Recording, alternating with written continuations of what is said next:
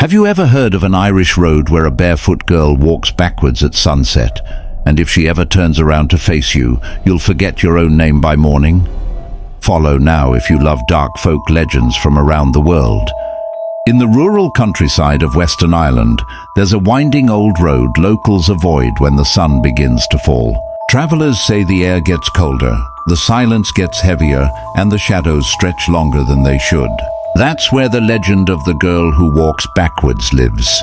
Her story goes back more than 100 years, when a young girl named Roisin vanished from a small farming village after wandering into the forest alone. She was quiet, withdrawn, and often spoke of shadows that follow.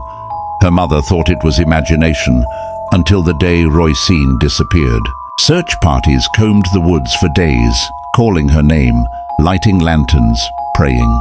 But no trace of the girl was ever found. Not a footprint, not a ribbon from her hair, nothing. Until one evening, a farmer returning from town saw her standing in the middle of the road, barefoot, dusty, and walking backwards. Every time he stepped toward her, she moved away without turning around, drifting like something being pulled by an invisible thread. The farmer shouted her name, but she didn't respond. She simply kept walking backwards toward the forest. And then came the detail that turned the sighting into a legend. Her shadow was facing forward, even when she wasn't. Over the years, more villagers saw her. Always at sunset, always walking backward, bare feet barely touching the gravel, her long hair obscuring part of her face. Her clothes tattered, as if she'd been wandering for decades. Some say she walks backward to keep something behind her, something she refuses to look at. Others claim she walks that way because if she ever turns to face you, she'll mistake you for the thing that once chased her and steal your memories to replace her own. Old folks in the village tell the story the same way.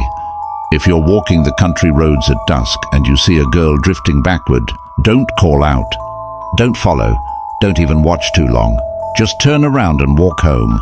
Because those who tried to speak to her, travelers, tourists, even locals, all woke the next morning unable to remember their own name, unable to remember where they were, and whispering fragments of the girl's final night alive.